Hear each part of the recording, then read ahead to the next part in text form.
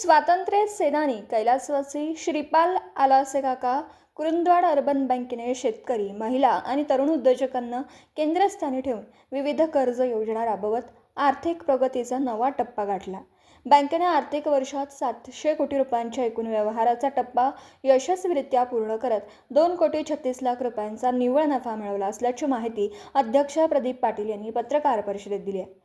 शेतकऱ्यांना उद्योजक बनवण्यासाठी कमी व्याजदरातील कर्ज योजना तसेच अण्णासाहेब पाटील आर्थिक मागास विकास महामंडळ, वसंतराव नाईक विमुक्त जाती व भटक्या जमाती विकास महामंडळ आणि इतर मागासवर्गीय वित्त विकास महामंडळांच्या योजनांतर्गत बँकेने मोठ्या प्रमाणात अर्थसहाय्य केले। तरुणांसाठी वैयक्तिक व्यवसायासाठी 10 लाख रुपये व गट व्यवसायासाठी 50 लाख रुपयांपर्यंत कर्ज सुविधा उपलब्ध करून देण्यात आली। महिलांसाठी महाराष्ट्र शासनाच्या आई पर्यटन धोरणांतर्गत विशेष कर्ज योजना राबवण्यात आली असून या योजनेत व्याज परताव्याचा लाभ मिळतोय। बँकेने नेहमीच छोट्या कर्जदारांना प्राधान्य दिल्याने रिझर्व्ह बँकेच्या नव्या नियमांमुळे कोणतीही अडचण निर्माण झालेली नाही। कुरुंदवाड नगरीतील या बँकेने 71 वर्षांची विश्वासार्ह परंपरा कायम राखत ग्राहकांचा विश्वास अधिक दृढ केला। आधुनिक बँकिंग सेवांमध्ये मोबाईल बँकिंग, ATM, रुपे डेबिट कार्ड, तात्काळ निधी हस्तांतरण, NEFT, RTGS, SMS बँकिंग यांसारख्या सुविधा उपलब्ध आहेत। लवकरच कोअर बँकिंग प्रणाली मेघसंगणकावर क्लाउड सुरू करण्याचा बँकेचा मानस आहे। सध्या बँकेच्या 23 शाखा कार्यरत असून रत्नागिरी जिल्ह्यातील साडवली येथे नवीन शाखा सुरू झाली आहे, तर सांगली जिल्ह्यातील आरग येथे 24वी शाखा लवकरच सुरू होणार आहे। कर्मचारी वर्गासाठी नवीन वेतन श्रेणी लागू करत वार्षिक 60 लाख रुपयांची वेतनवाढही जाहीर करण्यात आली। याप्रसंगी general manager RI Rathod, vice chairman Sudhakar Patil तसेच इतर संचालक व मान्यवर उपस्थित होते।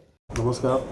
श्रीपाल आलासे काका कुरुंदवाड अर्बन बँकेच्या 2025-26 सालचे आर्थिक वर्ष संपलं आहे। त्या वर्षाचे काही रिझल्ट्स मला आपल्यासमोर आणण्यामध्ये अत्यंत आनंद होत आहे। गेल्या वर्षी आम्ही साधारणतः भाग भांडवलामध्ये 2,34,00,000 वाढ केली। आता ते 18,71,00,000 रुपयांचं झालेलं आहे।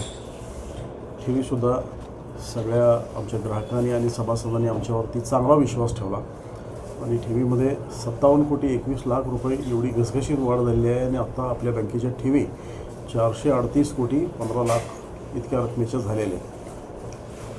वर्षाप्रमाणे आपण कर्ज वितरणाचा जो व्यवहार करतो त्याच्यामध्ये गतवर्षीच्या तुलनेमध्ये आपण 28,49,00,000 म्हणजे जवळजवळ 28.5 कोटी रुपयांची वाढ केली। आता कर्जाचा आकडा 31 मार्चला 266,60,00,000 रुपयापर्यंत पोहोचलेला आहे। हा अत्यंत समाधानकारक परिणाम यंदा वर्षी आपल्याला मिळालेला आहे। त्याप्रमाणे आपल्याकडे शिल्लक असलेला पैसा रिझर्व्ह बँकेच्या नियमाप्रमाणे आपण सरकारी रोख्यामध्ये आणि इतर बँकांमध्ये गुंतवावा लागतो। तर ही गुंतवणूक जी आहे ती यंदा वर्षी 192,03,00,000 रुपयेपर्यंत आपण गुंतवणूक सगळ्यांच्यामध्ये केली कर्ज देऊन झाल्यानंतर। आणि ह्या गुंतवणुकीमध्ये गेल्या वर्षीच्या तुलनेमध्ये 31,68,00,000 रुपये इतकी वाढ झाली। यंदा वर्षी आपली कर्ज वसुलीचा जो विषय आहे ते कर्ज वसुलीच्या विषयामध्ये अवकाळी आलेला पाऊस, साखर कारखान्यांची बिलं वेळेमध्ये न मिळणं, द्राक्ष पिकाच्या सारख्या एरियामध्ये सुद्धा आमचं कर्ज पुरवठा होता, त्या ठिकाणी टनेजमध्ये झालेले घट आणि नुकसान वगैरे शासनानं सुद्धा कर्जमाफीची घोषणा दिली आणि त्यामुळं संभ्रम निर्माण झाला की पैसे भरावेत की भरू नव्हेत।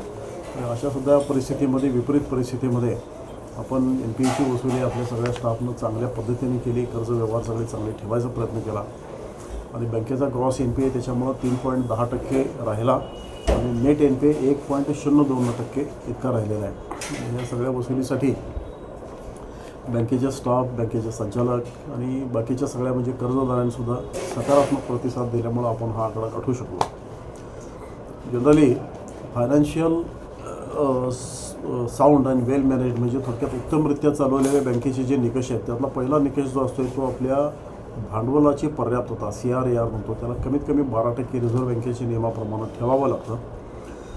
तर ती पर्याप्तता आपल्याकडं 13.34% एवढी आहे, म्हणजे त्यांच्यापेक्षा त्यांच्या रेकमेंडेड याच्यापेक्षा खूप जास्त आपण ठेवलेली आहे।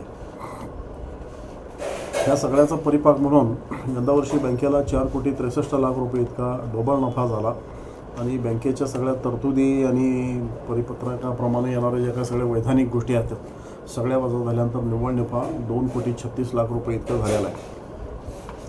सध्या बँकेच्या 23 शाखा कार्यरत आहेत आणि त्यातल्या नवीन शाखा ज्या आहेत त्यातलं साडवली शाखा संगमेश्वर तालुक्यामध्ये रत्नागिरी जिल्ह्यात एक चालू झाली आणि यंदा वर्षी 24वी शाखा मिरज तालुक्यामध्ये या एका व्यापारी गावामध्ये आपण चालू करतो आहे. तीही आता लगेच चालू झाली. गेल्या 5 वर्षामध्ये आपण कामगारांना कुठल्याही प्रकारची वेतनवाढ दिलेली नव्हती. फक्त वार्षिक वेतनवाढ बाय डिफॉल्ट जेवढी असते तेवढी झाली आणि यंदा वर्षी मात्र कर्मचाऱ्यांना आपण साधारणतः 11% ते 15%च्या रेंजमध्ये कमी जास्त पडेल ह्या पद्धतीनं 60 लाख रुपये इतकी वार्षिक वेतनवाढ त्यांना आपण एकाच वर्षामध्ये त्यांना वेतनवाढ दिली आहे आणि तोसुद्धा लोड आपण यंदा वर्षी आपण आपल्यावरती घेतला.